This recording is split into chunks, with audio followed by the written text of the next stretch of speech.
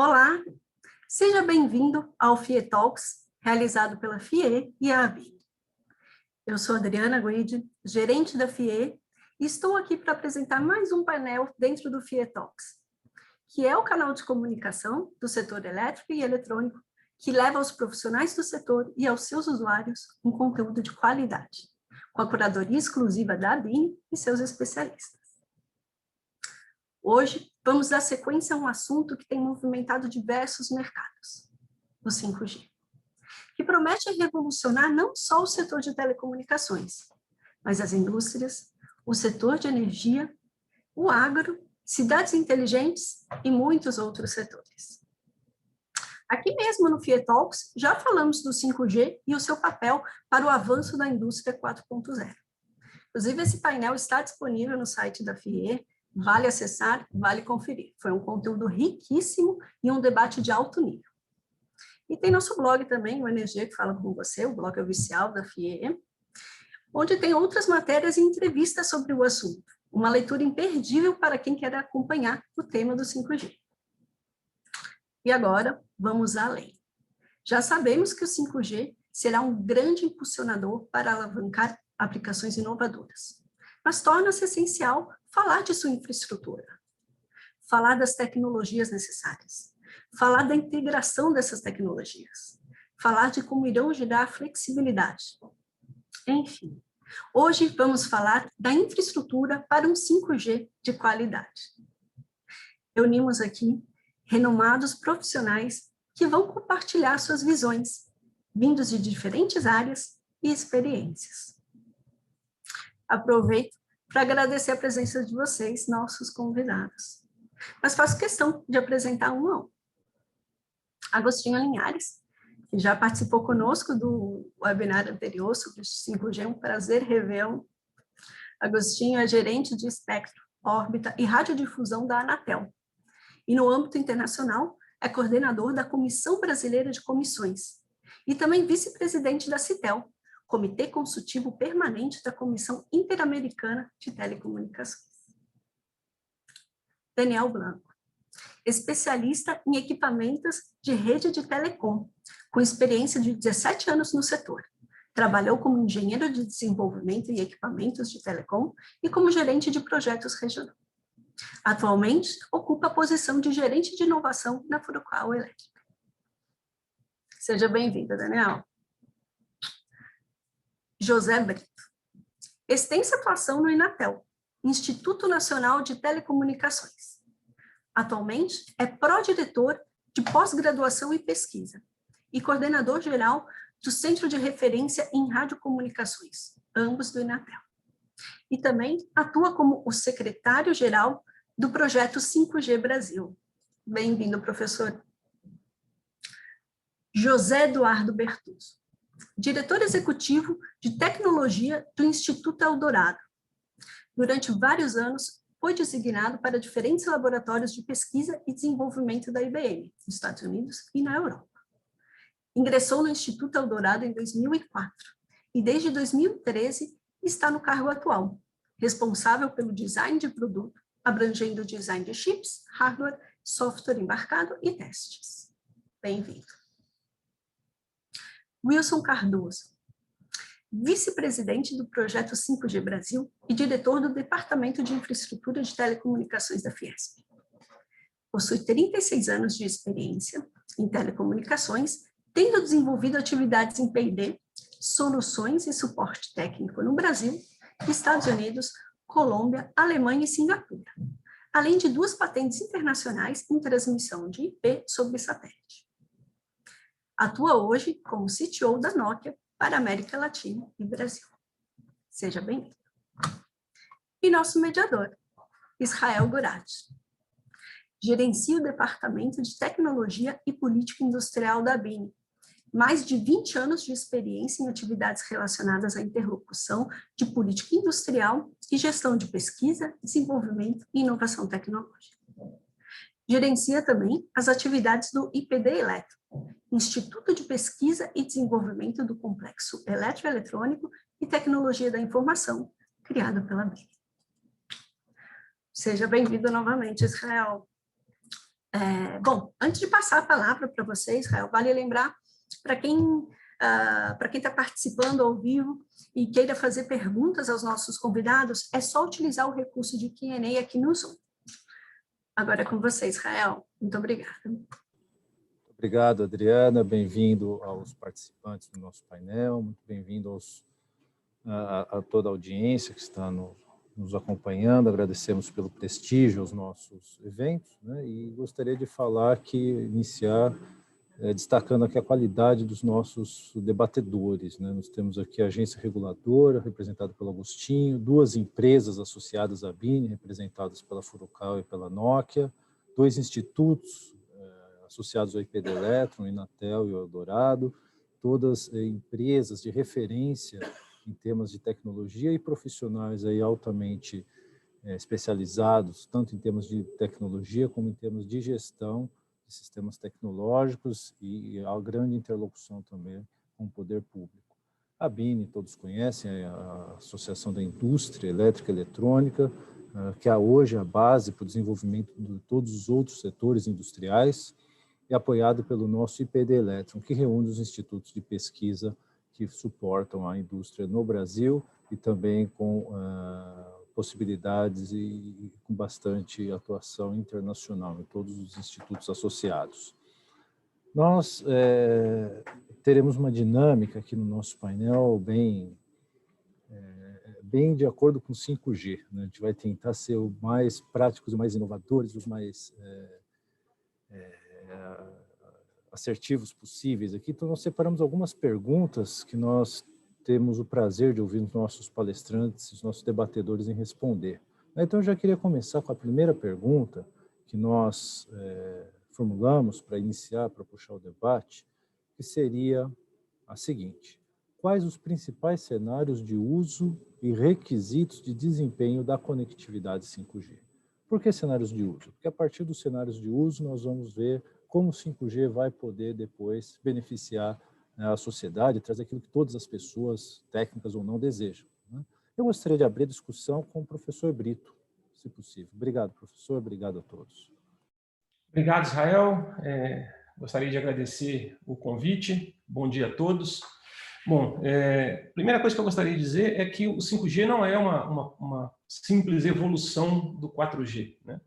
No passado, a gente viu as redes de comunicações móveis evoluírem do 2G para o 3G para o 4G como uma evolução em que a cada nova geração a gente simplesmente agregava mais taxa de transmissão a ser ofertada para os usuários. Né? No 5G, nós temos, na verdade, vários cenários de uso, e isso é que vai diferenciar o 5G das gerações anteriores em termos de evolução. Então, e cada cenário, né, tem o seu requisito de desempenho próprio. Né? Então, nós temos um cenário voltado para transmissões em altas taxas de transmissão, que a gente chama de Enhanced Mobile Broadband, né, que oferta uma taxa para o usuário, experimentada para o usuário, de 100 megabits por segundo, contra 10 mega que nós tínhamos no 4G, podendo chegar a 1 gigabit por segundo em hotspots. E uma taxa de pico de 20 gigabits por segundo contra 1 gigabit por segundo do 4G. Então, esse é o cenário de evolução normal das redes de comunicações móveis.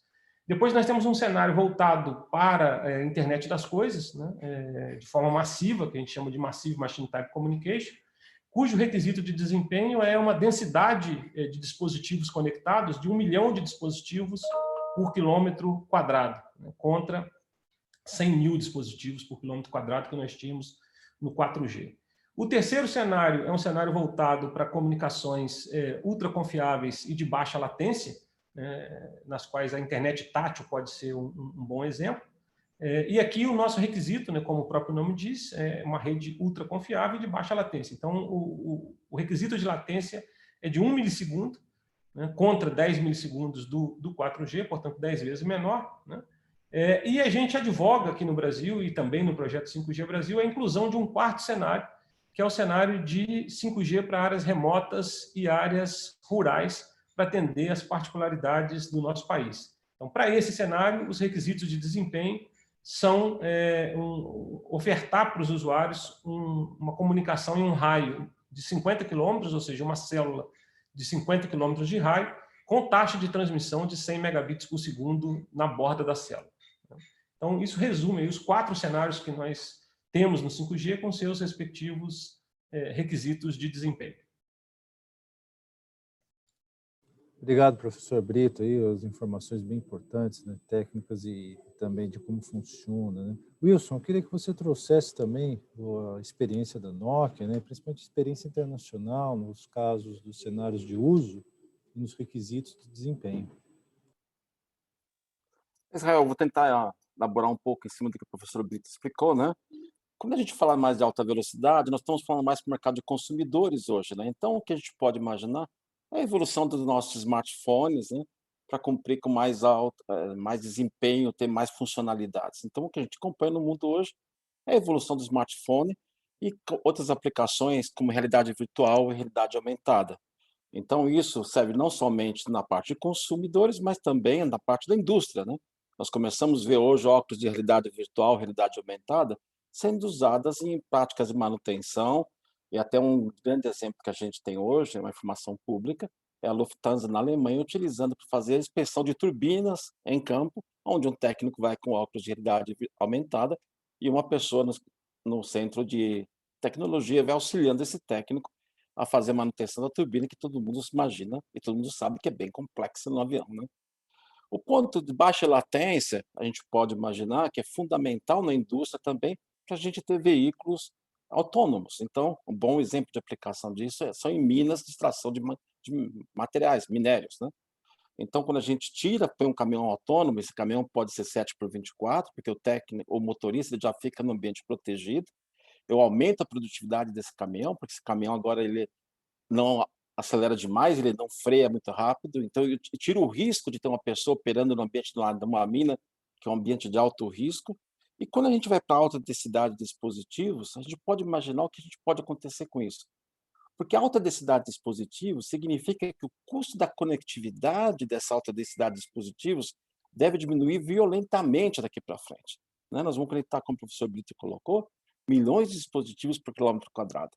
Então, o custo da conectividade deve despencar violentamente, então nós podemos ter sensores que vai medir a nossa pressão arterial todo o tempo, vai medir a nossa temperatura, e então isso pode ter uma explosão dessa quantidade de sensores e que podem ser aplicados desde a área de saúde até o monitoramento ambiental, monitoramento de trânsito, e isso pode ser um grande novo cenário de aplicações e uso que a gente ainda nem imagina que pode vir para frente.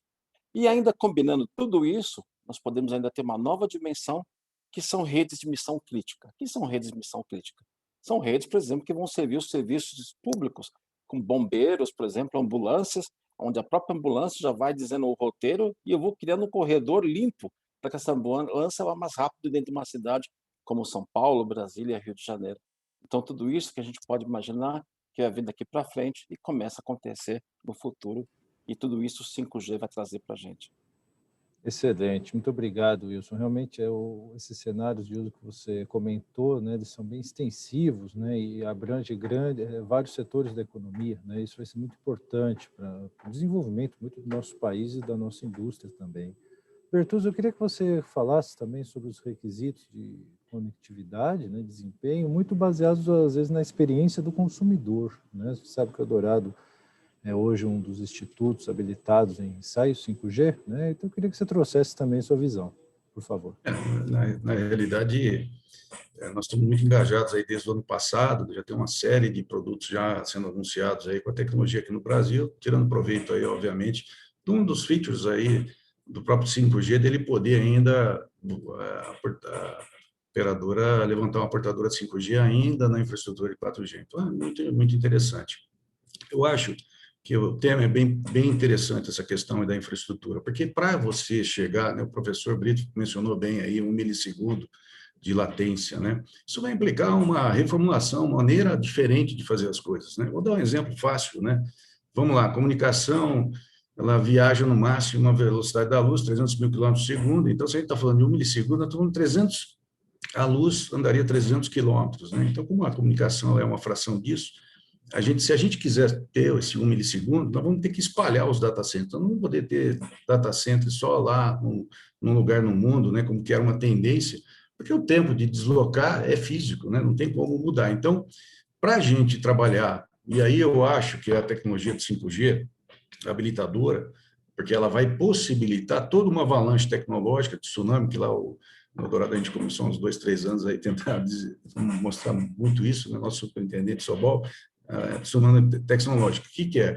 É inteligência artificial junto, né? Porque o 5G vai poder habilitar o uso intensivo, massivo de inteligência artificial, video computing, não, todas essas outras tecnologias que também estão evoluindo, que no final são frutos da mesma revolução tecnológica, que é a capacidade impressionante que a gente tem tido nos últimos 10 anos de aumentar a capacidade de processamento digital de sinais e armazenagem. Então, tudo isso junto, né? E o 5G vai ser a mola propulsora. Então, o modelo, ele tem vários casos, mas naturalmente vai ter uma performance maior, melhor, um impacto maior, não onde a mobilidade é a mola propulsora, né? Eu vejo muito a questão das cidades inteligentes, foi citado aqui veículo autônomo, quer dizer, ou veículo inteligente que se relaciona com a infraestrutura das cidades, né, provendo melhor segurança, otimizando a infraestrutura. Então, esse, de cara, vai ser o primeiro impacto que a gente vai ver, que o consumidor, porque tudo nesse mundo é drivado pela necessidade de experiência de uso do consumidor. Então, o consumidor já está comprando carro conectado, ele quer ter cada vez mais isso. Então, o 5G vai prover uma lacuna excepcional de prover aumento, a melhor uso da banda, porque esse infelizmente, é um recurso limitado, né? E quando a gente vai ampliando isso para mais altas frequências, vai custando mais caro. Então, essa utilização é extremamente importante. Eu vejo muito a questão da infraestrutura, o impacto que vai ter, nós vamos ter que muito mais data center, a nuvem vai estar mais próximo, até por questões físicas, né, para poder atender todos esses requisitos. Isso vai gerar uma oportunidade excepcional para todos os segmentos aí que operam nessa área e nessa tecnologia. Tá bom? Obrigado, Bertuzzi. Muito bom os seus comentários sobre as aplicações, principalmente de inteligência artificial. Você comentou a banda, e aí a gente já emenda para o Agostinho, né, que é o gerente de espectro lá da Anatel, uma das referências brasileiras aqui no tema, né, de banda, de espectro. Eu queria que você também comentasse, Agostinho, para a gente fechar esse primeiro bloco, né, sobre os cenários de uso, os requisitos de desempenho do ponto de vista, né, tanto da agência reguladora como do ponto de vista do espectro necessário. Obrigado, Israel. Bom dia a todos e todas. Bem, tentar complementar um pouco as excelentes explanações dos demais colegas. Bem, do ponto de vista de espectro, o que nós avaliamos é que o 5G, né, ele pode operar em qualquer faixa de frequência. Não existe uma faixa de frequência 3G, 4G, 5G. Existem faixas de frequências que hoje estão sendo operadas por tecnologias 3G e 4G, mas que podem operar qualquer tecnologia em cima daquela faixa. Nessa mesma linha, o 5G vai poder operar, quando as operadoras fizerem o refarm, algumas já estão fazendo, né, nas faixas que já foram licitadas no passado, assim como as faixas que estão entrando agora. E, diante desses diversos cenários de uso, você tem determinadas faixas que podem ser mais indicadas para determinadas aplicações. Então, por exemplo, quando você fala de comunicação máquina-máquina massiva, uma faixa abaixo de 1 GHz pode ser mais indicada, assim como para prover essa cobertura em longas distâncias. Você não vai colocar ondas milimétricas para prover uma cobertura de 50 quilômetros. Você vai para as faixas mais baixas. Se você quer a aplicação, né, de alta confiabilidade e baixa latência, você pode ter, dependendo do seu cenário, o uso de frequências abaixo de 3 GHz, né? Como, por exemplo, se você quiser o URLLC em um ambiente urbano, que você tem que garantir aquela cobertura, então é mais indicado você utilizar frequências abaixo de 1 ou abaixo de 3 GHz. Mas se você tiver em um ambiente industrial, você pode utilizar ondas milimétricas, onde você vai ter até uma vantagem na própria numerologia, né? Onde tem os resource blocks de 120 kHz, conseguem facilitar você atender aquele requisito de 1 milissegundo. Então, tem uma série de elementos que impactam você atender um determinado cenário onde o uso da faixa de frequência é um desses elementos. E se você quer o Enhanced Mobile Broadband, que é a sua banda larga móvel otimizada, as faixas mais altas são mais interessantes, porque você vai ter uma largura de faixa maior, sendo que em frequências até 7.125 MHz, você pode ter larguras de faixa até 100 MHz, e em frequências superiores, em ondas milimétricas, uma única portadora pode ter largura de faixa de até 400 MHz. conseguindo essas velocidades que foram faladas anteriormente, né, com taxas de pico superiores a gigabits por segundo. Obrigado, Agostinho. Muito boas as explicações aí que você deu dentro da questão do espectro, dos casos de uso, né, que essas frequências meio que estão norteando hoje, né, as previsões de investimentos, tanto das operadoras como dos outros agentes do ecossistema do 5G. Para a gente iniciar um segundo bloco de perguntas, né, nossas aqui, que nós gostaríamos de que a nossa audiência também interagisse, né, nós estamos recebendo algumas do público, daqui a pouco a gente vai poder sintetizar, né, nas explicações, mas eu gostaria que o Wilson começasse abordando qual é o efeito do 5G para a sociedade, né? Qual é o papel do 5G na transformação digital da economia brasileira, é tão necessária essa discussão hoje, e também na sustentabilidade ambiental. Queria que o Wilson começasse abordando esses temas aqui para a gente. Israel, recentemente a Nokia fez um estudo com a consultoria Um Dia, e esse estudo mostrou que o ganho do 5G na economia brasileira nos próximos 15 anos é de 1,2 trilhão de dólares, o ganho na economia. Esse estudo é muito parecido com outros estudos feitos pelo Ministério da Economia no Brasil e outras consultorias ao redor. Então, esse ganho de produtividade ele vai ocorrer pela melhoria de todos os processos. O que a gente vê em termos gerais, o que nós esperamos para o Brasil, hoje no Brasil nós temos 104 mil estações de rádio base, essas torres que a gente vê na rua. O que nós esperamos é que até 2025, para cada estação de rádio base que a gente tem na rua, nós vamos ter 2 estações de rádio base instaladas dentro das empresas, né? Só que não desse tamanho que a gente tem na rua, menores, mas compactas, utilizando frequências mais altas, como o Agostinho mesmo comentou agora há pouco, ou frequências mais baixas no campo, por exemplo, para atender fazendas. Então, o uso do 5G ele vai ser numa fase inicial, para o consumidor, vai, mas ele vai ser muito focado na indústria, né? E esse ganho de produtividade ele é fundamental. Então, esse pulo de produtividade, e produtividade dos maiores problemas que nós temos no Brasil, nós imaginamos que vai ser resolvida com 5G, e isso é que todos os países estão buscando, né? Hoje, na Europa, por exemplo, já não se discute mais o uso do 5G no ambiente consumidor. Isso já está resolvido. Todos os países já fizeram licitação praticamente de espectro, né? Ou já estão no caminho de consumidor. A grande discussão é como nós vamos trazer o 5G para a indústria. Quando eu falo indústria, não é só fábricas, né? São as verticais, ou seja, do agro até a indústria aeroespacial.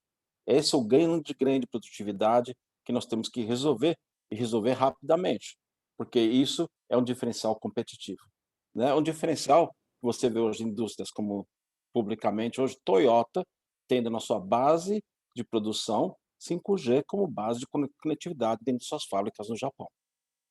Excelente, muito bom. Então, assim, as possibilidades 5G para a transformação digital aí são muito grandes, né? Ajudarão muito a nossa economia.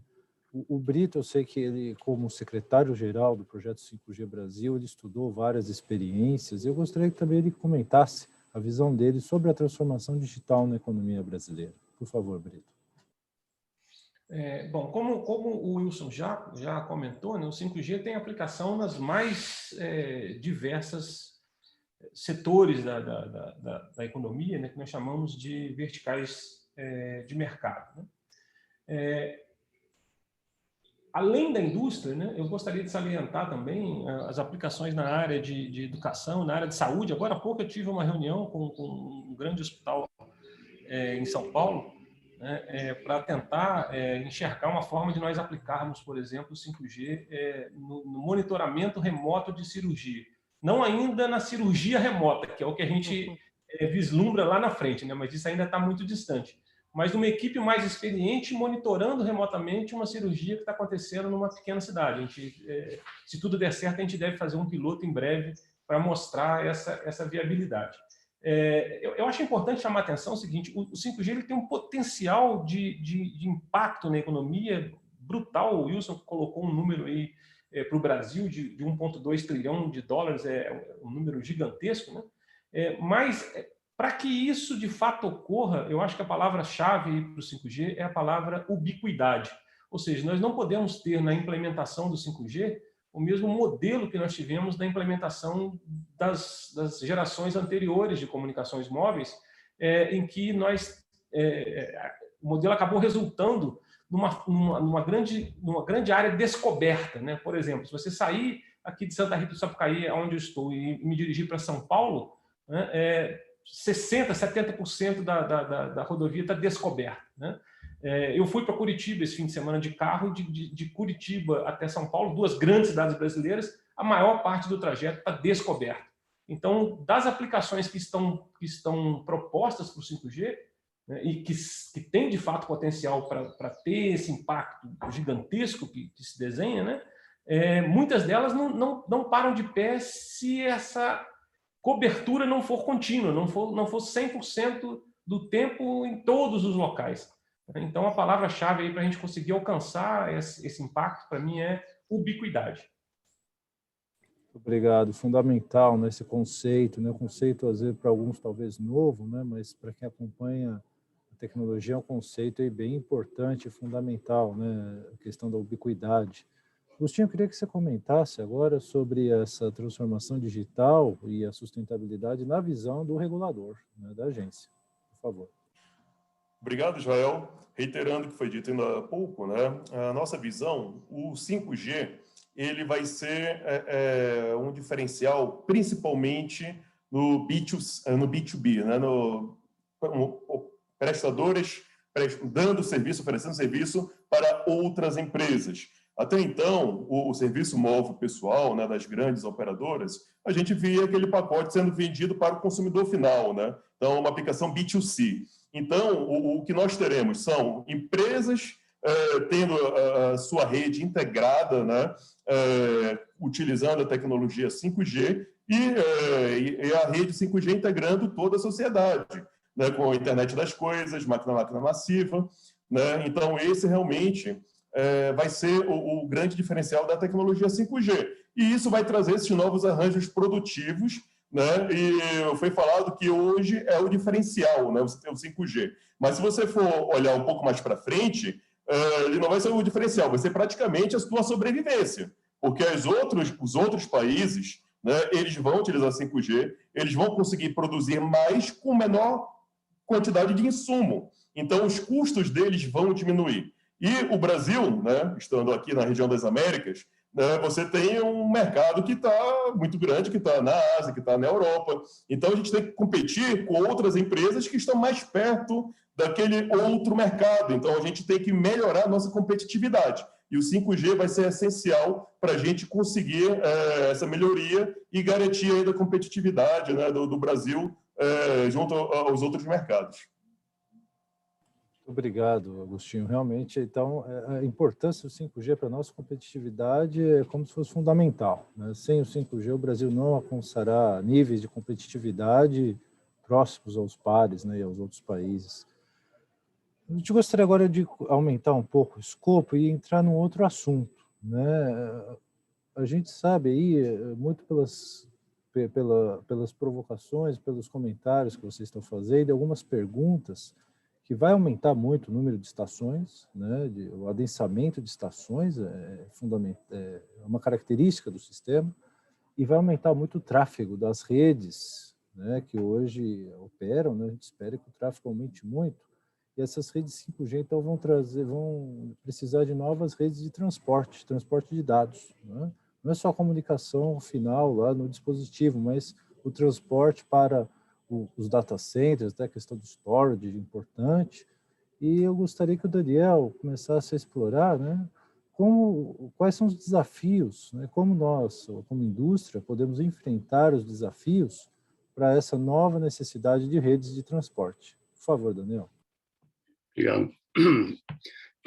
Bom dia. A gente tem que, eu acho que, dividir o LTE em 2 ali, né? Eu acho que o professor já colocou ali uma divisão maior, mas, a grosso modo, se a gente tiver um LTE trabalhando ele, que o termo é o no standalone, né? Então, é um LTE que ele estaria basicamente ajustando ali um 5G que estaria basicamente trabalhando como um upgrade ali do LTE. Esse tipo de comunicação ele vai ajudar a gente a melhorar a velocidade.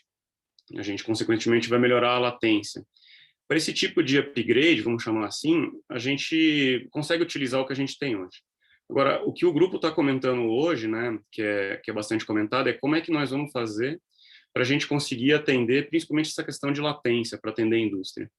E aí, a questão de você mudar o data center, ele é uma necessidade, mas a questão é o custo, né, o TCO, né, então o Total Cost of Ownership, isso vai aumentar. E aí, dependendo da estratégia de cada operadora, ela pode trazer esse data center com um custo efetivo, né, onde ele vai ter uma característica, ele vai trazer com um custo mais alto, né. Basicamente, a gente está falando assim, nós vamos utilizar data centers mais próximos da borda, em que níveis? Com aplicações mais próximas da borda, em que níveis? Ou nós vamos trazer algumas aplicações de data center próximo da borda, em que níveis? Essa análise, ela é fundamental para você conseguir equilibrar a questão de custo. Que nós vamos ter uma revolução com o 5G, isso é mais que claro, acho que para todo mundo que está aqui. Agora, a questão é como balancear. Grandes centros, por exemplo, que algumas pessoas já comentaram aqui, das questões das frequências mais altas, acho que foi até o Agostinho que comentou, de fato, como é que nós vamos fazer para conseguir atender frequências mais altas? Com que infraestrutura? Nós vamos passar fibra a cada, por exemplo, 400, 500 metros para conectar uma pequena célula de 5G? Então, esse equilíbrio e a gente vai ter que achar. Então, eu vejo que para as aplicações para o usuário de banda, que é o que a gente tem hoje, foi o que o Wilson comentou, está bem claro que a gente consegue fazer esse atendimento com essa infraestrutura que a gente tem hoje, né? Agora, para a gente chegar na indústria ali, a gente vai ter que balancear um pouquinho para conseguir fazer a coisa ficar de pé, né? Legal, bacana, Daniel, muito bom. Eu queria que o Agostinho também abordasse, né, essa questão das redes de transporte, né, e a necessidade de novos data centers, né, essa próxima evolução também da indústria, né, como que isso como que a indústria deve se preparar para poder suprir as demandas dos usuários nessa nova realidade. Bem, esse será um grande desafio, né? Quando a gente fala de 1 milissegundo, né, que as aplicações de alta confiabilidade e baixa latência terão, né, uma latência de 1 milissegundo, estamos falando na interface aérea. Agora, isso não vai ajudar muito se na minha parte de rede, né, no qual eu tiver 20 milissegundos, por exemplo. Né? Então, como o Bertuzzo falou, temos que trazer o data center mais perto de onde aquela informação está sendo processada, onde vai ser utilizada. E para chegar no data center, vai ser essencial a gente utilizar fibra ótica. Porém, né, nessas áreas mais urbanizadas, né, eu já vi alguns outros trabalhos colocando que, principalmente considerando as ondas milimétricas, você vai ter, já que elas vão utilizar principalmente hotspots, você vai precisar de uma densidade da ordem de 10 vezes superior ao que nós temos hoje, né, nas áreas mais urbanizadas. Então, para chegar nesses locais, com fibra vai ser um desafio maior ainda. Por isso que micro-ondas vai continuar sendo uma realidade por bastante tempo. E a Anatel atualizou a regulamentação. Hoje nós temos uma regulamentação muito moderna, né? Inclusive já foi referenciado em diversos outros eventos, como internacionais, né?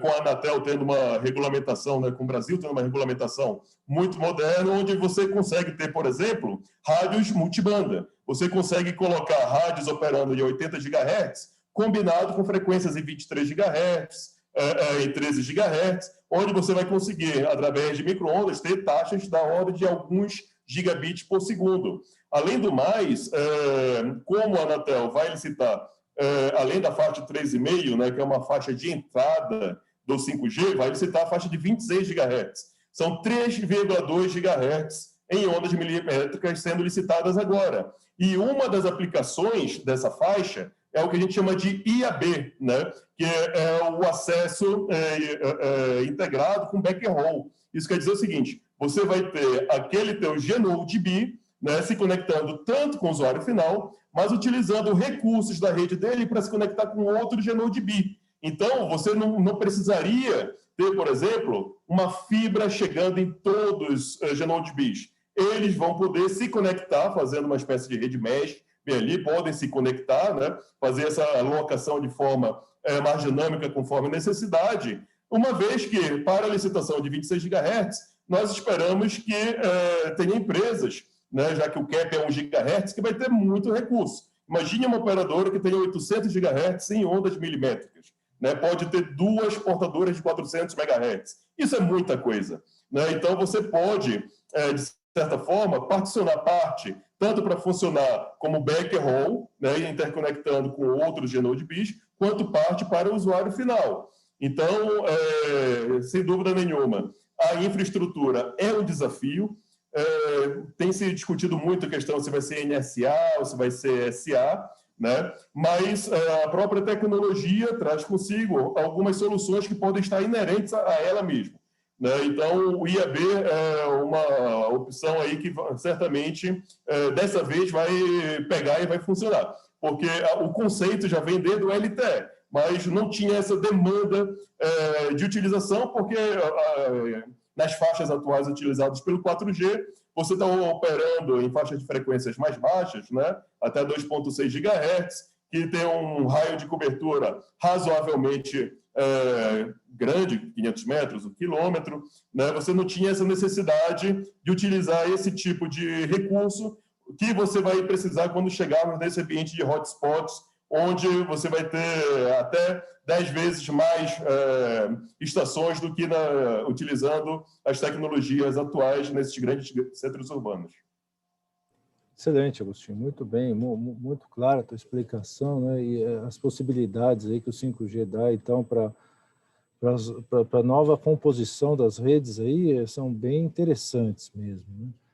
Gostaria agora de abordar um pouco das perguntas que a plateia, que os espectadores estão nos fazendo, né, sobre a convivência de tecnologias 3G, tecnologias 4G, sobre a questão do que é vendido hoje comercialmente como 5G DSS, e começar a abordar, né, os problemas de conectividade tanto em áreas rurais como em áreas urbanas, né? Então, a gente tem áreas remotas, áreas rurais, como o professor Brito até citou o caso das rodovias, né?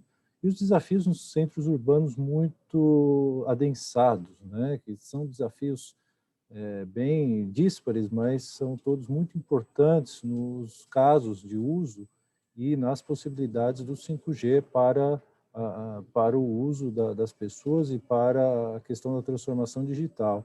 Eu queria que o professor Brito começasse abordando sobre essa questão, né? Problemas de conectividade em áreas remotas e em centros urbanos, por favor. Bom, eu queria iniciar chamando a atenção que a conectividade em áreas remotas e áreas rurais, né, ela tem 2 pontos de vista a serem examinados, né? O ponto de vista econômico e o ponto de vista social, né? Nós ainda temos hoje cerca de 4 bilhões de pessoas desconectadas no mundo, né? Então isso cria aí uma divisão digital muito grande, que não é mais aceitável no mundo que vivemos, né? E eu acho que nós não queremos ter ou aumentar essa divisão digital também no Brasil. Pelo ponto de vista econômico, né, a gente deve lembrar que o agronegócio tem um peso significativo na nossa economia. Ele representa aproximadamente 46% das exportações brasileiras e 21% do PIB nacional.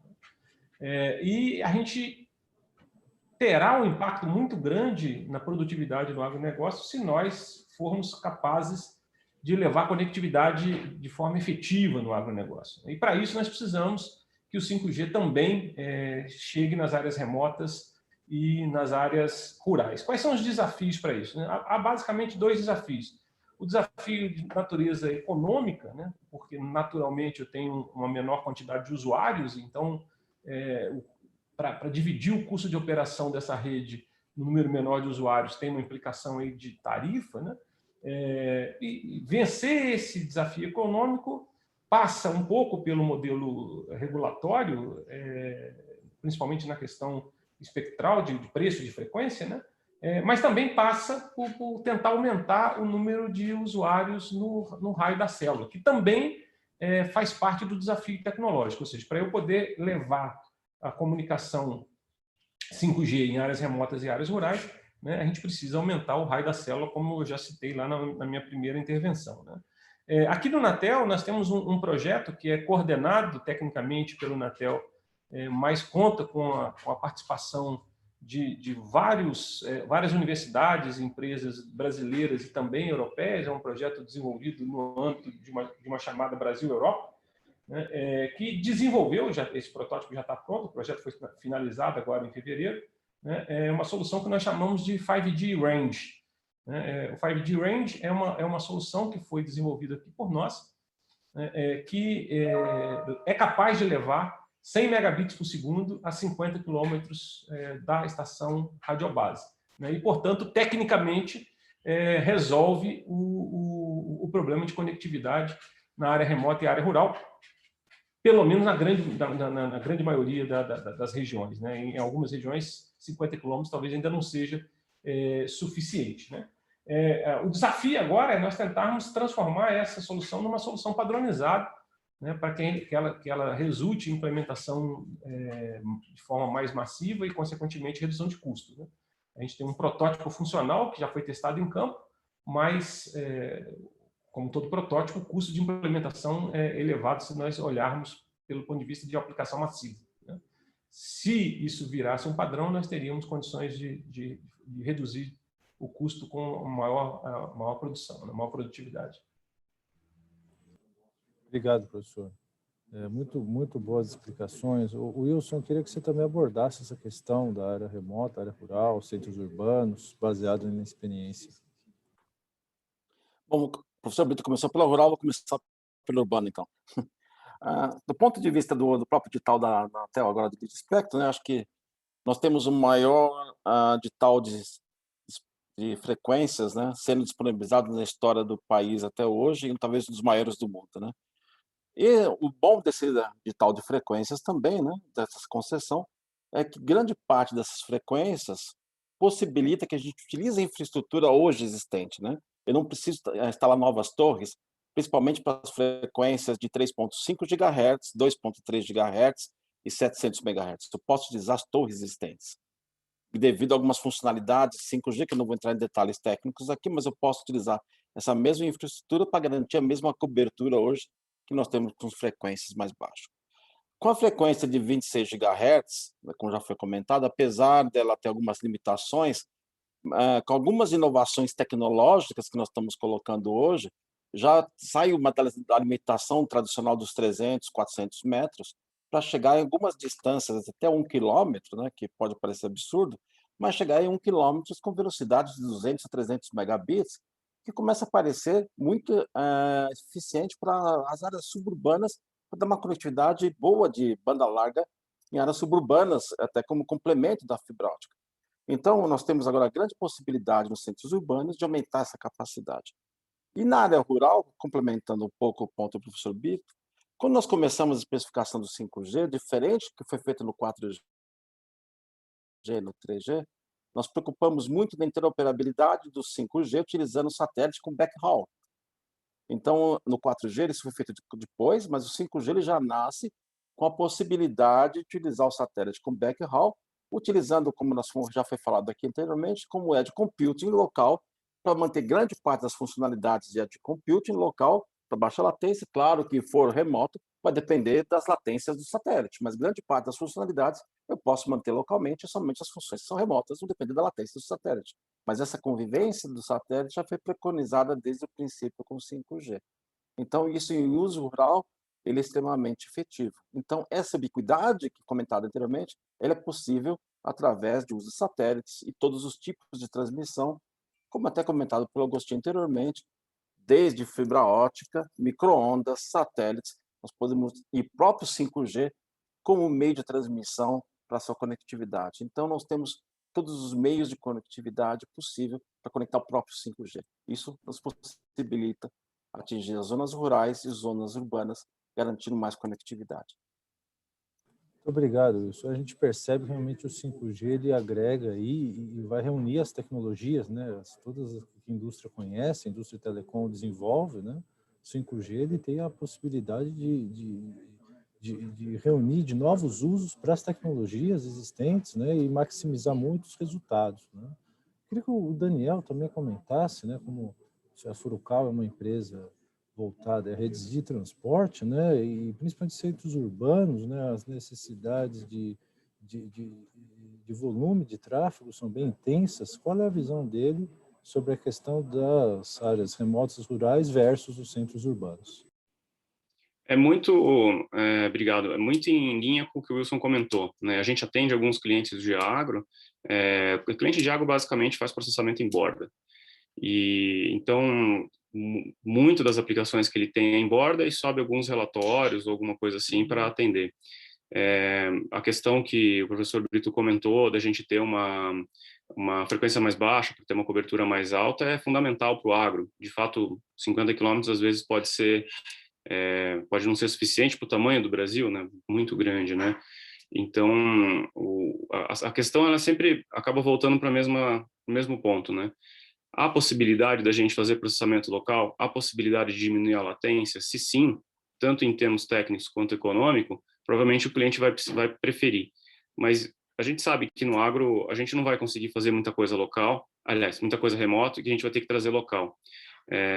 E na questão urbana, eu tenho a impressão que o 5G ele vai ser muito pontual nas áreas de atendimento, né? Então, aonde você vai atender? Vou atender ali. Então, nesse início. Passando um tempo, aí eu acho que a coisa começa a ganhar um corpo mais forte, né? Então, o custo, né, para a gente implementar, ele tem um custo, né? Tem que ter um investimento no custo para ter o reflexo ali, né? Então, ela vai ser aquela coisa pontual que vai crescendo até chegar num ponto que vira exponencial, né, o crescimento. Ótimo, então, Posso complementar 10 segundos? Pode. Só pegando a fala do Wilson, né, o satélite realmente tem um papel bastante importante na questão de backhaul para a área remota e área rural, né? A gente tem desenvolvido aqui no Anatel já há alguns anos testes de interoperabilidade do 5G com satélite, com apoio do Sindicate, né, o Sindicato das Empresas de Comunicação por Satélite no Brasil, né? E todos os testes que nós fizemos aqui, a integração foi muito positiva, né? A gente conseguiu levar aquelas aplicações mais críticas para o Edge, como o Wilson colocou, né? E aí a gente tem, então, o satélite operando como backhaul e fazendo a distribuição em torno da estação de satélite, usando o 5G Range com os tais 50 km de raio, né? Que aumenta, então, o número de usuários que está sendo coberto por aquela célula, que ajuda na questão econômica, né? Ou seja, tem mais gente ali para ajudar a pagar a conta da operação da rede e do backhaul. Ótimo, né? A gente percebe, então, né, que realmente a integração satélite e outros, a questão do centro de processamento das informações, né, a questão do Edge, não, começa a ter relevância também e as soluções começam a ser integradas, né? Por isso que quando a gente fala em soluções integradas, projetos cooperados, fazem muito mais sentido no ambiente do 5G, né? Porque os projetos cooperados, né, eles vão levar em conta as diversas tecnologias, os diversos atores, as diversas pontas, os diversos elos da cadeia, né, para poder fazer projetos de comunicação que atendam cada vez mais ao consumidor, né. Gostaria de mudar um pouco agora o enfoque aqui da nossa discussão. Vamos falar propriamente sobre o tema do nosso webinar, seria a qualidade do 5G. E a gente tem agora questões relacionadas à qualidade, obrigações do consumidor, requisitos da indústria, né, que devem ser tratados, né? Então, a pergunta que eu faço ao Agostinho é, primeiro, como superar barreiras relacionadas à qualidade, cumprir com as obrigações do consumidor, muito em linha, né, do que a Anatel vem trabalhando nos últimos anos e a experiência acumulada, e também como garantir qualidade em contratos de conexões IoT.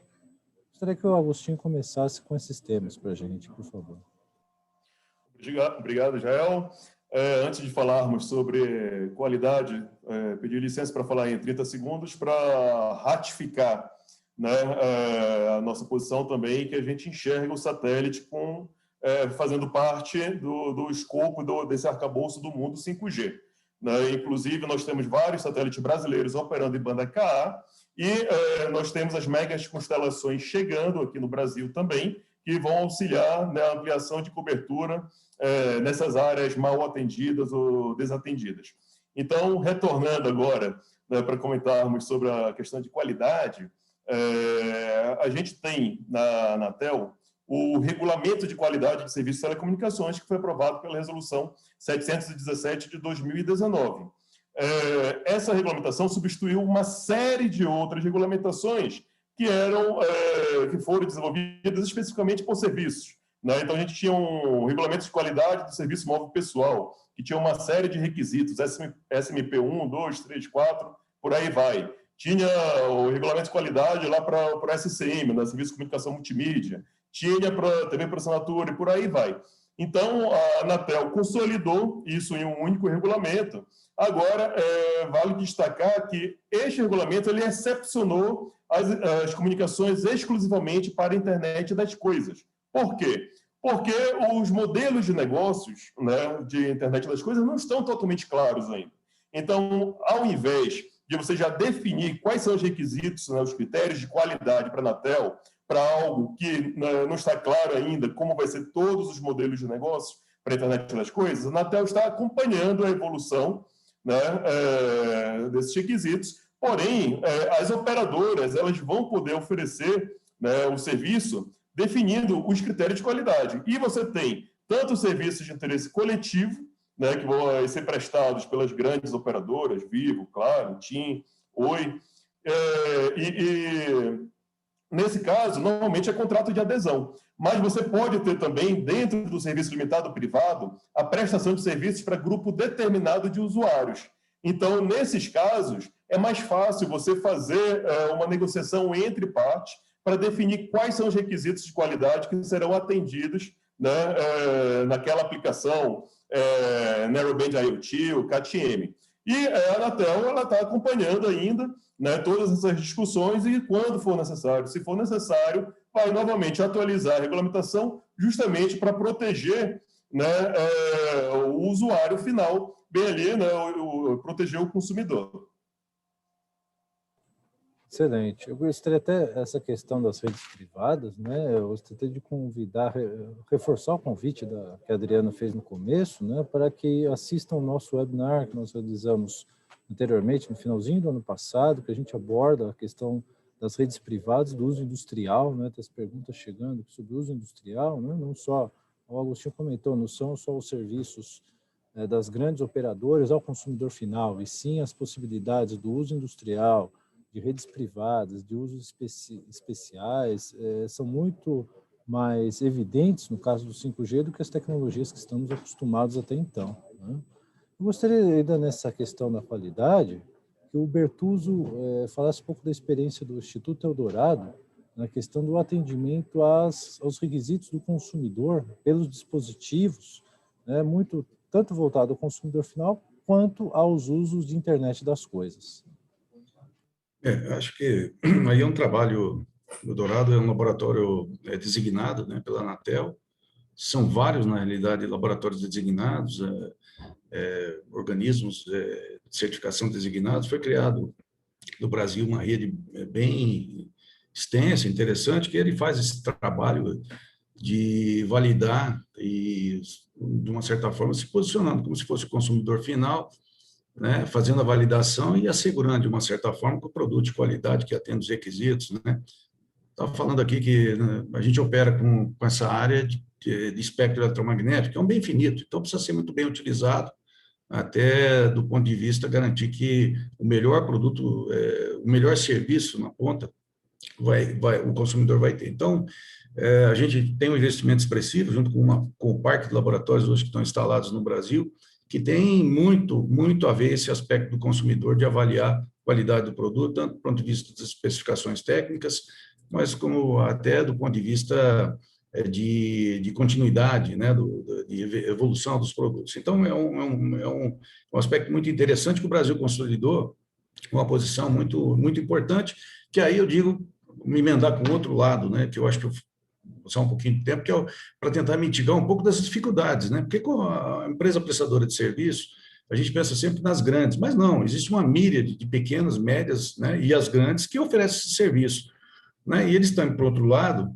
levantando vamos dizer, a égua aí da qualidade, mas, por outro lado, a gente tem hoje ainda um ambiente que você vê, está comentando, nós temos ainda GSM, segunda geração, em alguns bandas de frequência, um problema de um legado muito pesado que afeta, né, as operadoras, né?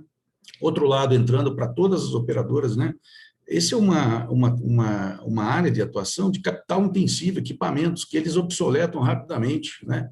Então, a gente enfrenta no Brasil, e aí eu penso muito que o 5G é uma oportunidade excepcional, mas também, se não for aproveitar, vai expandir, vai aumentar a maior a distância entre os países, né? Porque quem faz o dever de casa vai estar lá na frente, com produtividade competitiva. Quem não fizer vai ficar pior.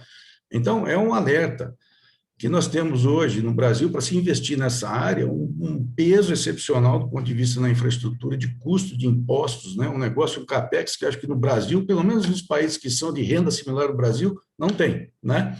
E, por outro lado, o próprio serviço também muito tributado, que eu acho que tem que ser olhado. Está aí os números da própria Anatel publica aí de dezembro, nós temos 238 milhões de usuários de celular no Brasil, mais ou menos 50% ainda no modelo pré-pago. Como é que o sujeito que está no pré-pago está tirando proveito do 4G? Né? E se você olhar no banco, você vai ver lá, é 20, 40 reais o cara põe de cada vez. Então, tudo isso bota para o Brasil um grande desafio. Nós temos que ser ágil. Né? Como é que nós vamos fazer uma rede segregada na indústria se a gente não tiver um ambiente no qual esteja muito bem regulamentado? Porque o sujeito que está lá, um empreendedor numa empresa dele, se ele vê que juridicamente o negócio está muito complicado, aqui muito contrato, difícil, vou ter que levantar uma portadora numa banda licenciada, que tem que discutir, a coisa é complicada, ele vai para outro caminho, né? E talvez o outro caminho não vai trazer a produtividade que a gente precisa. Então, eu acho que a gente tem que olhar que tem a preocupação da Anatel, tem uma infraestrutura para olhar a qualidade que se predispõe a fazer, mas nós temos que olhar do outro lado, que é o empreendedor que está tentando botar esse serviço para funcionar da melhor maneira possível e está enfrentando essas dificuldades da tributação excessiva, tanto na ponta, na prestação de serviço, como na hora que ele faz o investimento. Né? Nós temos um legado que é fruto aí de contratos que são feitos, e o histórico nosso no Brasil de atualizar contrato é muito complicado, porque tem lá um processo muito complexo. Então, tudo isso deixa uma grande preocupação para nós. Será que nós vamos conseguir se mover? O professor Brito falou aí que o 5G ele foi pensado de uma forma diferente. Será que nós vamos conseguir remover esses obstáculos que vieram dos antigos modelos que existiam, de tal forma que a gente vai poder plenamente? E, por último, dizer o seguinte: o Brasil vai fazer um 5G diferente no campo, nas cidades, porque nós somos diferentes, nós temos um tamanho diferente, uma população, uma renda diferente. Aí surge uma grande oportunidade, está aí a BINE, tem o IPD, né, tem institutos que têm o domínio dessa tecnologia, edge computing, com inteligência artificial, tudo mais, nós vamos ter que fazer as nossas soluções. E essa é uma grande oportunidade, na realidade. Talvez a gente precisa ter a mesma densidade de estação radiobase que a China conseguiu fazer, que os Estados Unidos ainda não tem, né? Mas nós vamos fazer, talvez, aí a grande oportunidade, se a gente tiver aí entrando no modelo de 4.0, de tudo ser smart também na estratégia, e desenvolver as soluções com aquilo que é o melhor que a gente pode fazer, atender o homem do campo, atender os requisitos das cidades inteligentes da melhor maneira possível. E é muito importante a contribuição do setor de inovação, emanado com as instituições que estão trabalhando, tem um corpo técnico extremamente assim, capacitado para fazer esse diferencial, e é o grande desafio que acho que todos nós temos aqui para o futuro do Brasil. Tá bom? É muito bom, Bertus. Justamente esse é o recado, né? Embora a gente acompanhe na mídia questões de 5G envolvendo grandes empresas, grandes fornecedores mundiais, grandes operadoras que não estão só no Brasil, estão no mundo inteiro, né? As nossas operadoras aqui operam no mundo inteiro, os nossos fornecedores fornecem no nível mundial, mas isso abre muitas oportunidades para a indústria de menor porte, abre muitas oportunidades para desenvolvimento de soluções nos institutos, nas universidades, abre a porta para as startups trazerem novas soluções e novos conceitos que vão ser desenvolvidos pela indústria e podem ser aplicados em grande medida, e o Brasil é muito rico, muito pela diversidade. Né?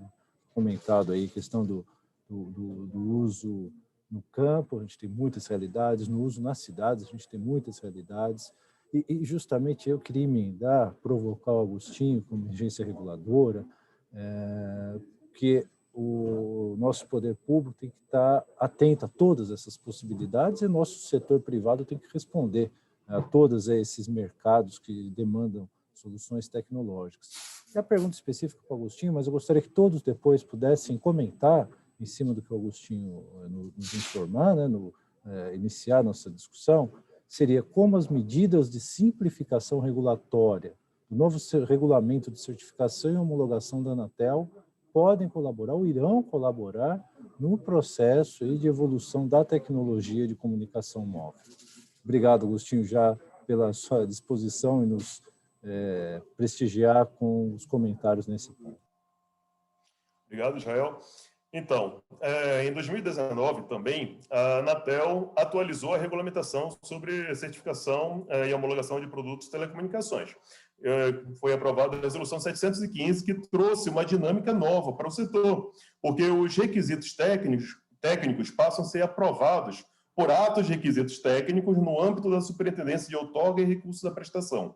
Então, com isso, quando a gente compara com o processo como era antigamente, né, que você tinha uma necessidade de um novo regulamento ser aprovado e, na média, os regulamentos demoram em torno de 2 anos para serem aprovados, isso é um ganho muito importante, porque, passando por ato, isso facilita tanto uma interação com o setor, a gente pode fazer audiências públicas quando precisar atualizar esses atos, fazemos as consultas públicas quando forem necessários também, né?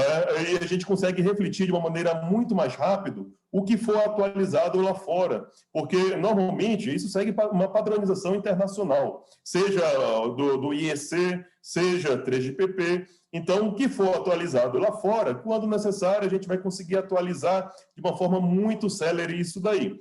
Então, da mesma forma, a gente consegue definir os procedimentos operacionais de como fazer, né, a avaliação, conversando diretamente com os laboratórios e LCDs. Então, acho que está uma dinâmica muito boa. As mudanças que ocorreram foi muito importante para o setor, né? Esse é um tema da gerência de certificação e numeração do Davidson, mas a gente sempre trabalha junto, né? Então, o Davidson é muito atuante nisso, conversa com todas as CDs e certamente essa simplificação veio para melhorar essa produtividade também, né? Porque o que a gente não quer é que o processo regulatório seja um entrave para a atualização das novas tecnologias aqui no Brasil. Nós temos que ser um facilitador e acho que essa nova regulamentação atuou para que a gente consiga seguir nessa direção.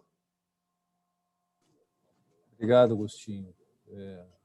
Pessoal, posso complementar, Israel? Pode. Eu acho assim, eu até por obrigação, né, de dar meu testemunho, nós do Eldorado acompanhamos esse processo todo. Queria deixar aqui o registro que a Anatel tem sido muito transparente, foi um trabalho feito de uma forma muito bem feita, com participação de todos, da indústria, dos laboratórios. Eu acho que a gente tem ali uma preocupação em comum, que é exatamente olhar o desafio que a gente tem pela frente, ser ágil para poder agregar as tecnologias e, de uma certa forma, ainda manter, de uma certa maneira, um ambiente competitivo aqui no Brasil, para que a gente possa participar como um player importante do ponto de vista tecnológico para desenvolver as tecnologias que vão, a princípio, habilitar o nosso mundo 4.0, mundo smart aqui das coisas com 5.G e outras tecnologias, mas vão permitir, talvez, a gente sair e ofertar essa tecnologia para outros países que têm porte e renda média parecida com a nossa. É uma aspiração muito importante que o Brasil tem que ter, né? E essa área é estratégica, porque ela é uma área que é habilitadora para todas as outras coisas, todas as grandes transformações que vêm pela frente. Só para dizer, depois dessa modificação, assim, os últimos números que eu tenho, mais de 7.000, 8.000 produtos de telecomunicações foram certificados já no âmbito dessa nova certificação desde então. Então, dá uma ideia da dimensão que a importância que esse segmento tem do ponto de vista econômico do Brasil e social, do ponto de vista de melhorar as condições de todos aqui. Então, a Anatel tem feito um trabalho de parceria excepcional. Me sinto aqui obrigado a dar o testemunho, até por conta de que é uma aposta que já vem de mais de 20 anos, uma parceria forte, e que só tem provido meios para a gente ser mais competitivos, e eu tenho certeza que agora com o 5G, tudo que tem à frente, nós vamos estar aqui muito bem preparados, tanto do ponto de vista de meios de recursos físicos, como laboratórios, no estado da arte, como também das pessoas que têm capacitação para se fazer e desenvolver esse 5G com o DNA brasileiro, que é o que a gente vai precisar fazer e, de preferência, poder depois ser um influenciador no mundo, gente. Então, acho que esse papel dessa regulamentação foi muito importante, deu a agilidade necessária. Na área de tecnologia, 2 anos é uma nova geração, né, de produtos, então foi bem feito, e eu acho que ali existe um espírito que está sempre procurando melhorar, e eu acho que é uma coisa excepcional, é um rumo que a gente tem pela frente, que acho que é muito importante de ser mantido. Isso aí. Você falou sobre o 5G do DNA, com o DNA brasileiro, né? Eu lembro que até o professor Brito comentou numa das reuniões que nós tivemos que o Brasil já está de olho lá no 6G, né? Então, o 5G já é uma realidade, na verdade, não é uma coisa de futuro, é uma realidade. O professor Brito, não sei se dá para adiantar alguma coisa do 6G ou se a gente ainda tem um caminho a percorrer no 5G. Bom, boa provocação, Israel. Certamente nós temos um longo caminho a percorrer no 5G ainda, né? O 5G vai continuar se desenvolvendo, principalmente pelo ponto de vista das aplicações nas verticais, diria, nos próximos 10 anos, né? Mas, por outro lado, é hora de pensar no 6G, ou seja, o mundo já está pensando no 6G, né? Os projetos de 6G já estão começando a serem desenvolvidos nos principais países do mundo e também no Brasil. O Inatel já começou a desenvolver, desde o ano passado, um projeto de 6G. Agora, esse ano, esse projeto ganhou um pouco mais de corpo, a gente está começando agora em fevereiro, para tentar já conceber, a partir de um universo de aplicações possíveis para o 6G, quais são as tecnologias, né, viabilizadoras do projeto, olhando para as particularidades do Brasil, para exatamente tentar influenciar o processo de padronização com as nossas particularidades, porque depois que o padrão está definido, aí já não há mais o que fazer, né? Ou seja, não é possível a gente voltar atrás, né? Porque a indústria já se posicionou e tudo já está mobilizado em torno do 5G, né? No 6G, além da questão de maior taxa ainda, menor atraso ainda, etc., né? A gente vai ter uma rede que eu gosto de ilustrar de uma maneira simples, dizendo que ela vai proporcionar ao ser humano o 6º sentido.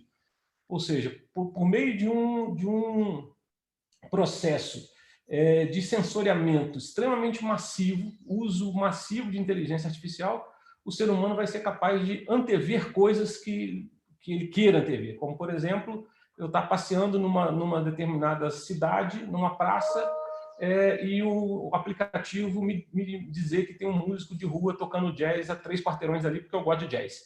Né? Ou seja, o sistema vai saber que eu gosto de jazz, o sensor vai saber que tem um cara tocando música a 3 quarteirões ali, e aí vai me avisar para eu poder me deslocar e ir lá assistir um músico de rua que está tocando jazz. Ou um exemplo pior, né, do que esse que eu dei, né, de ter uma situação de perigo, por exemplo, de alguém estar andando armado próximo de onde eu estou e ele me avisar para me afastar daquele local, porque provavelmente eu vou ser assaltado. Né? Então, isso aí é um exemplo ruim, um exemplo bom e um exemplo ruim. Né?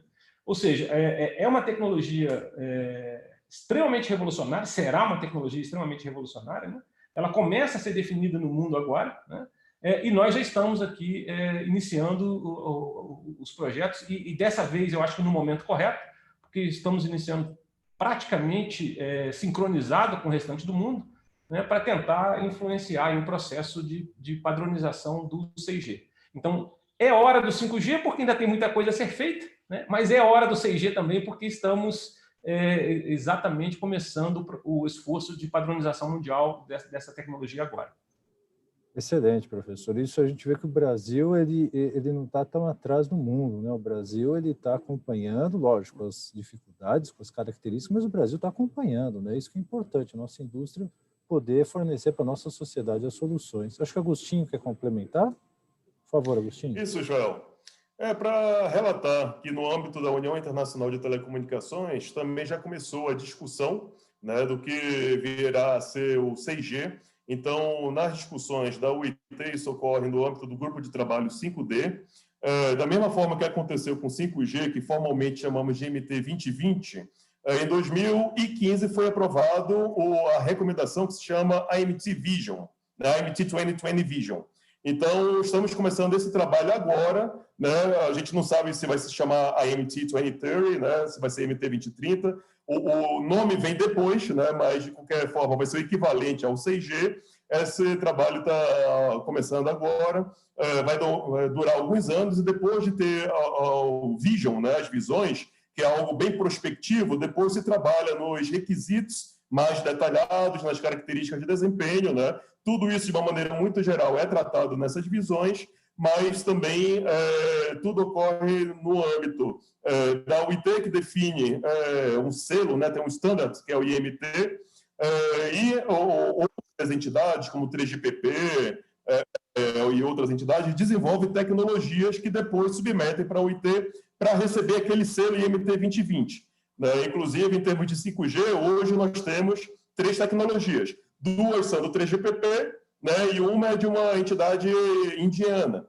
Agora, tem outras entidades que querem receber o selo IMT 2020, desde o DECT 2020, tem uma que se chama NuFront. Então, assim, realmente a discussão do 6G está começando, e do ponto de vista de agência reguladora, a Anatel também está discutindo isso no âmbito internacional. Bacana, obrigado, Agostinho. É muito bom saber que o Brasil está acompanhando os fóruns internacionais, né? A gente sabe que o Brasil acompanha muito de perto a ITU, né? Pela Anatel, pelo Ministério das Comunicações, a IEC, o Brasil acompanha aqui pela ABINE, pelo COBEI, né? Comitê Nacional da IEC, e a ISO, a BNT, que lidera o movimento no Brasil. A gente sabe que esses são os 3 grandes fóruns que o Brasil participa, e essa tecnologia que é discutida lá fora, de alguma forma, nós internalizamos aqui. Com um pouco mais ou menos de atraso, mas nós internalizamos.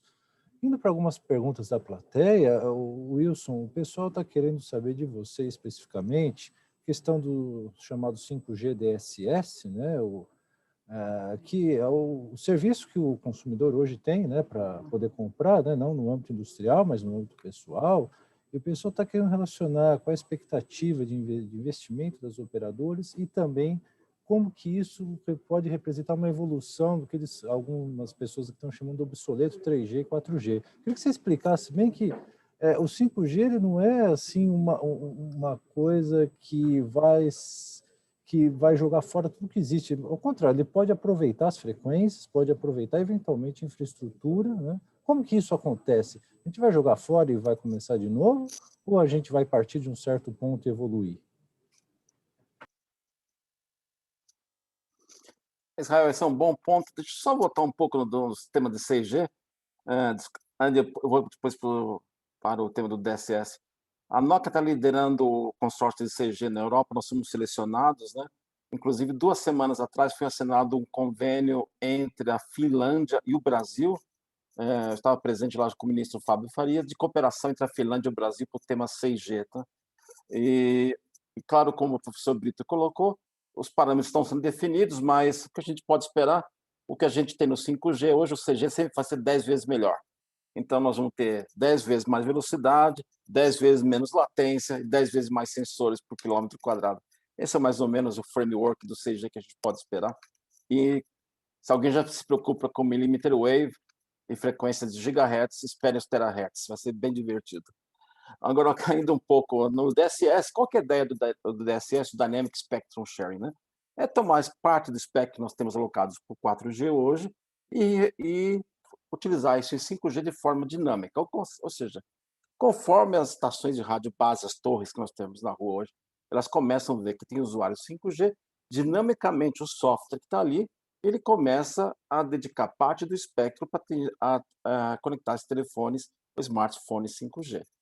Então, isso nos leva já a uma reflexão do seguinte: grande parte dos equipamentos que foram fornecidos pelos fabricantes, como a Nokia e os outros, né, eles já permitem que você, através de troca de software, você já trabalhe com 4G e 5G, ou seja, a infraestrutura que nós temos instalada hoje em grande parte das operadoras, ela já permite essa convivência entre 4G e 5G.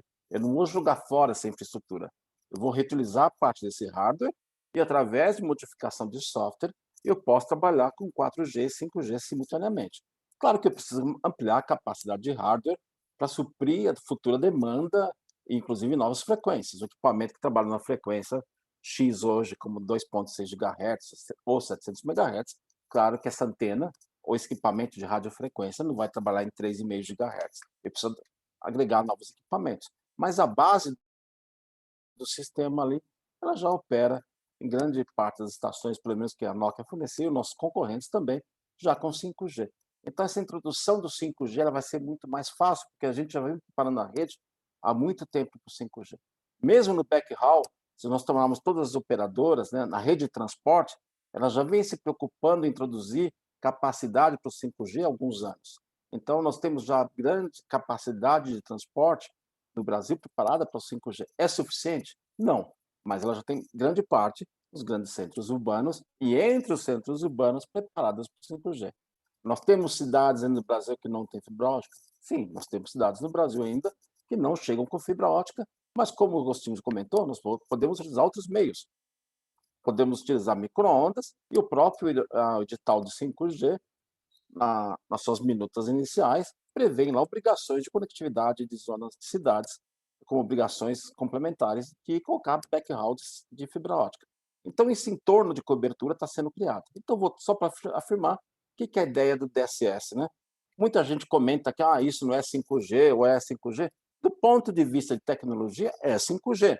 O que está sendo transmitido e recebido é 5G. Existe uma limitação de espectro que não permite chegar em gigabit por segundo. Mas do ponto de vista tecnológico, é 5G. Né? Ninguém pode negar isso. Tá? Não sei se respondi a pergunta, mas eu imagino que os pontos básicos estão cobertos. Não, para a gente está claro que, na verdade, é uma evolução tecnológica, né? O DSS é uma evolução do 4G caminhando para o 5G, é um 5G, mas o que veio pela frente é bem melhor, né, Wilson? Assim, as perspectivas são muito animadoras, né? Tem uma pergunta específica. Eu complemento. Claro, pode eu complemento, claro. Claro. Eu complemento e o DSS é a base.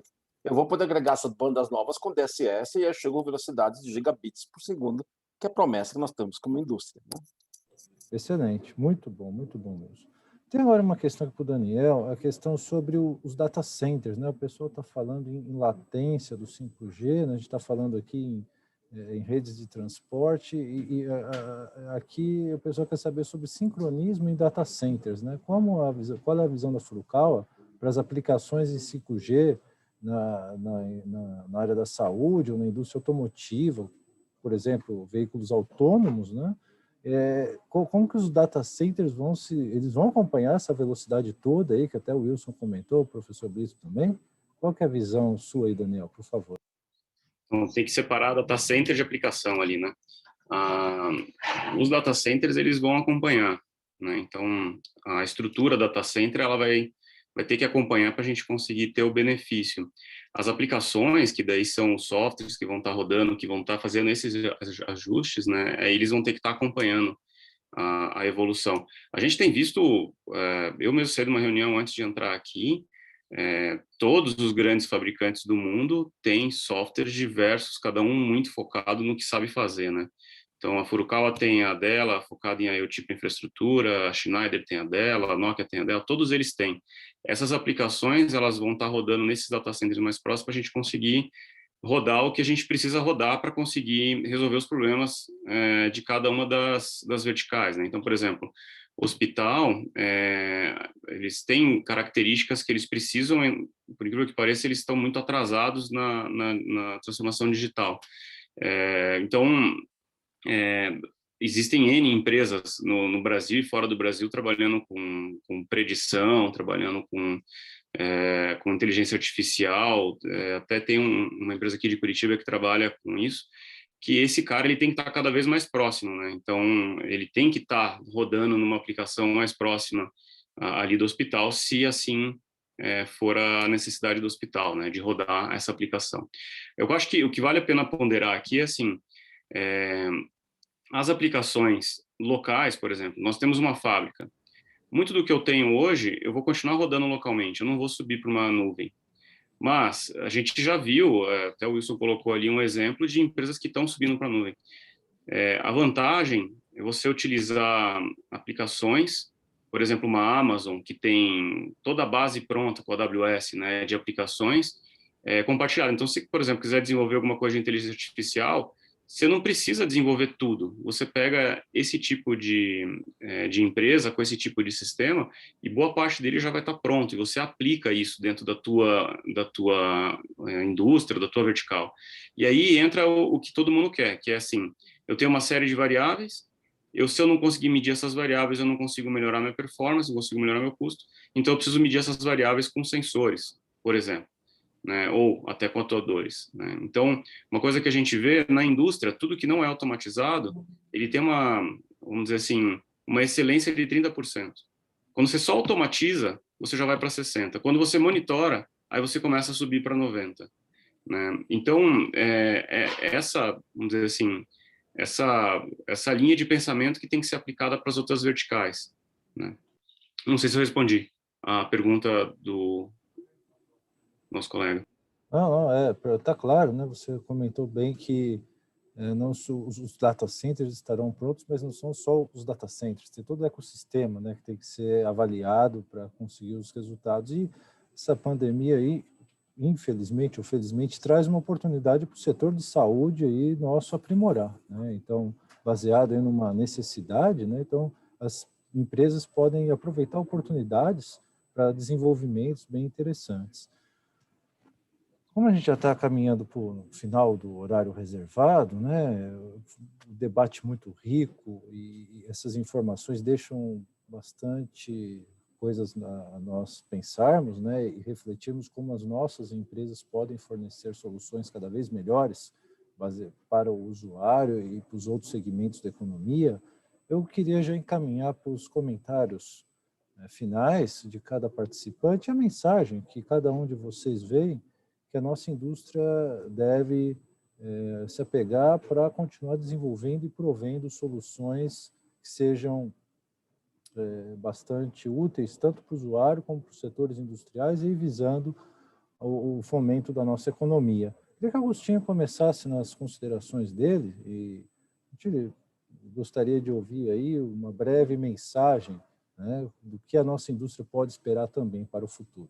Obrigado. Novamente, obrigado pelo convite. É sempre uma satisfação participar dos eventos da FEE, ABINE. Bem, do ponto de vista de gestão do espectro, na Anatel, nós estamos finalizando o desenvolvimento do plano de uso do espectro.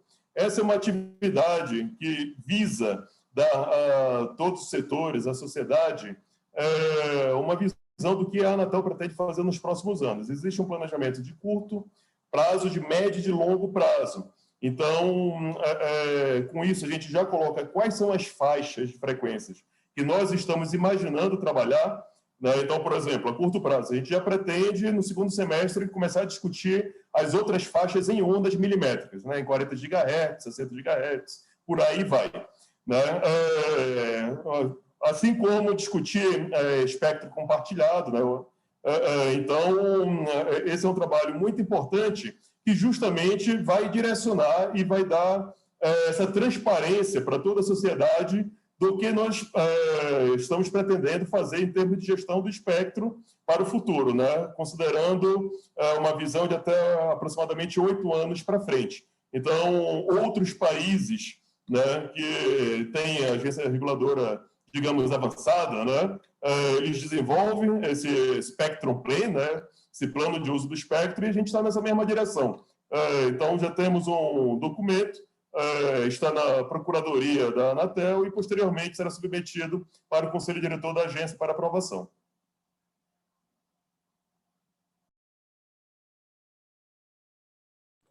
Muito obrigado, Agostinho, pelas palavras. Gostaria que o Wilson desse um encaminhamento dele também. Israel, acho que quando a gente fala de 5G, não é só conectividade, né? Nós temos que entender todo esse ecossistema, as oportunidades por trás desse ecossistema. Né? O ecossistema que vai desde o sensor até a inteligência artificial, os algoritmos de machine learning e tudo que a gente pode criar. E como bem colocado, essa ubiquidade, né, que começa talvez desde a rede privada lá dentro de uma empresa, mas uma rede privada, se ela não estiver conectada a uma rede pública, ela não tem o ganho das redes, né? Então, isso vai acontecer no momento que eu conectar tudo isso, e aí sim, esse ganho de produtividade que a gente comentou lá, de 1,2 trilhão, ele vai acontecer. Uma rede isolada não tem valor nenhum. Uma rede, todas as redes integradas, elas começam a ter valor. E aí está o grande potencial, e aí acho que nós, como setor, como indústria, temos a grande responsabilidade de facilitar e trabalhar na criação desse ecossistema e potencializar que empresas multinacionais, empresas brasileiras, empresas locais tenham a possibilidade de trabalhar na criação desse ecossistema. E aí o papel da BINI é enorme e nós, como sócios da BINI, é enorme também. Muito obrigado pela oportunidade e vamos trabalhar na criação desse ecossistema. Muito obrigado, Wilson. Muito oportuno esse comentário das redes serem interligadas, né? Muito obrigado. Professor Brito, gostaria que o senhor encaminhasse a sua mensagem para nós, por favor. Bom, primeiro, agradecer mais uma vez o convite para a participação, né? Prazer imenso estar aqui com os colegas, com você e com toda a plateia. Eu acho que o 5G ele representa uma grande oportunidade para o país e também um risco, né? Porque o potencial do 5G é tão gigantesco, né? E ele vai ser certamente explorado por todo mundo, né? É que, se nós o explorarmos de maneira adequada, né, ele pode revolucionar a produtividade nos diversos sistemas. O Wilson citou bem a questão do ecossistema, é isso que importa, né, a integração de tudo, né? Mas se nós vacilarmos na exploração dessa oportunidade, também podemos ficar para trás comparado com o resto do mundo, né? Isso pode ser muito ruim para o país, né? Então, nós que fazemos, de alguma forma, parte desse ecossistema, né, devemos empreender todos os nossos esforços para tentar ajudar no desenvolvimento do 5G no país e que todos os setores possam tirar proveito dos benefícios que a tecnologia pode trazer, né? E também deixar a mensagem aí que, em termos de pesquisa, está na hora do 6G, né? Ou seja, não podemos deixar o 6G para 2030, temos que começar a trabalhar com ele agora, né? É isso. É isso aí, professor, muito obrigado, né? Já vislumbrando o futuro, né? Aproveitando as oportunidades do presente, mas já de olho no futuro, né? No que a gente já pode pesquisar. Gostaria que o Daniel encaminhasse a sua mensagem. Por favor, Daniel. Eu acho que o 5G ele vai ajudar a gente a enxergar uma coisa que já acontece, principalmente em países grandes, né? Que é a necessidade de termos o maior conjunto de infraestrutura possível para conseguirmos atender os nossos, a gente mesmo, né? Então, as questões de fibra ou micro-ondas, ou enfim, sem a gente não juntando tudo isso, a gente vai conseguir montar uma infraestrutura que seja custo-efetiva e que a gente consiga atender as necessidades aí da nossa sociedade, né? Então, eu realmente torço para que a gente consiga avançar o mais rápido possível, né, na instalação aí do 5G de forma massiva, para que a gente consiga ter uma sociedade cada vez melhor aí, monitorando essas variáveis que vão ajudar a gente a melhorar o nosso desempenho, né, como sociedade mesmo. Obrigado, Daniel. As possibilidades, né, de projetos cooperados aí são muito grandes, né, nesse sentido, né? Muito obrigado.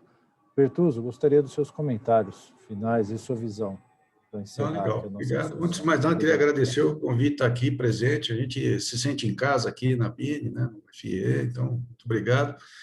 Quer dizer o seguinte, 5G, nós, o Instituto Eldorado, nós somos um instituto privado, criado pelas empresas, né? Foco na área de telecomunicações, informática, são 1.200 profissionais aqui em Campinas, Brasília, Manaus, Porto Alegre. A gente assume a responsabilidade de sair na frente, às vezes, apostando em algumas tecnologias. É o que a gente tem feito. A gente investiu ano retrasado em ondas milimétricas, já botando aqui no Brasil o laboratório acreditado 17025. Foi um primeiro laboratório em 5G aqui também, uma aposta. Não é pouco recurso, mas é um pouco do papel que você tem que ter, às vezes, de ser um seed, né? Ou seja, de começar a formar gente, criar um ambiente apropriado para a inovação. Então, é isso. A gente acredita muito no 5G, no impacto que está vindo, nas possibilidades que vão ter para o país. Como falei aqui, eu usei esse termo aí do 5G, DNA, né? Na realidade, seria as soluções 5G, o DNA brasileiro, ou seja, nós vamos fazer aqui, tenho certeza, tem uma base excepcional aqui que foi criada todos esses tempos aí, a gente está aí o IPD, muitos outros institutos parecidos com o Eldorado, as universidades, tem um trabalho grande a ser feito para a gente manter a competitividade e não deixar escapar, né? A preocupação maior que a gente tem é que são os países de média renda, né? Porque os caras que estão lá na frente, renda de $50 mil, os caras sempre estiveram lá na frente, tem muito recurso. O problema é quando a gente começa a se comparar mesmo nos países de média renda, e a gente vai ficando para trás, quer porque não temos capacidade de investimento, um marco legal que não é bem feito, não é adequado. Eu acho que existe hoje um momento no Brasil para se entender que não dá mais, né? E que na hora que a gente começa a ficar preocupado, não mais de correr atrás dos caras que estão na frente, a gente é o pelotão intermediário e ficar com medo de ficar para o fim do pelotão intermediário, não tem condição. Então, esse é o risco latente que a gente tem se a gente não agir rápido com relação ao 5G. Quando eu falo 5G, vem tudo junto, machine learning, inteligência artificial, video computing, né? Se a gente quer ter uma cidade mais segura, do jeito que nossas cidades são, nós vamos ter que desenvolver localmente, tirar proveito de todo esse rol tecnológico que tem. Muitas coisas vão ter que ser feitas aqui, nós vamos ter que ter talento aqui no Brasil, que não falta, mas vamos ter que prover as condições para esse talento aflorar e desenvolver uma coisa que é muito importante nesse segmento, soluções competitivas, né? Nós precisamos ter solução competitiva. Porque nós vivemos num país que na ponta alguém vai ter que pagar, né? Então, dei o exemplo aqui do metade do pessoal trabalhando com pré-pago, né? Então, isso é um negócio que está mal resolvido, né? Tem melhorado muito, né? Se pegar 10 anos atrás, era 30, 70, 20, 80. Então, é isso.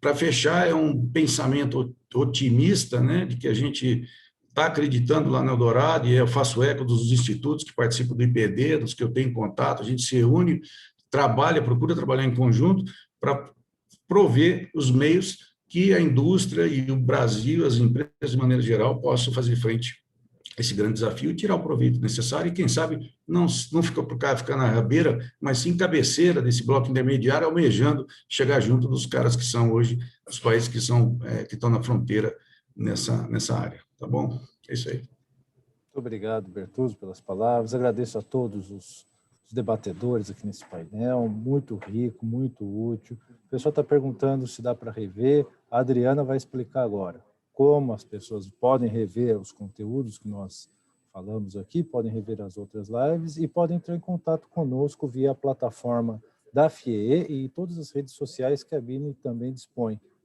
Caso ficou ainda alguma dúvida, pode mandar uma pergunta na rede social para nós aqui, que nós vamos encaminhar cada uma para cada palestrante. Muito obrigado a todos pela atenção. Adriano, os seus recados, por favor. Obrigada, Israel. Bons recados agora você deu no final também, além de ter feito a mediação brilhantemente.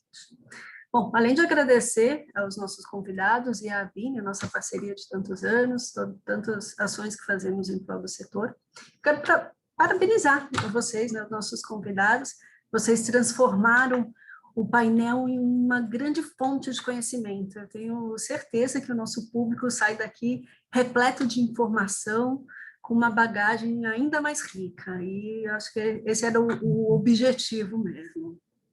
E realmente, logo mais vamos disponibilizar esse painel gravado, vai ficar disponível no site da FIEE, assim como outros que já estamos lá, é só acessar www.fiee.com.br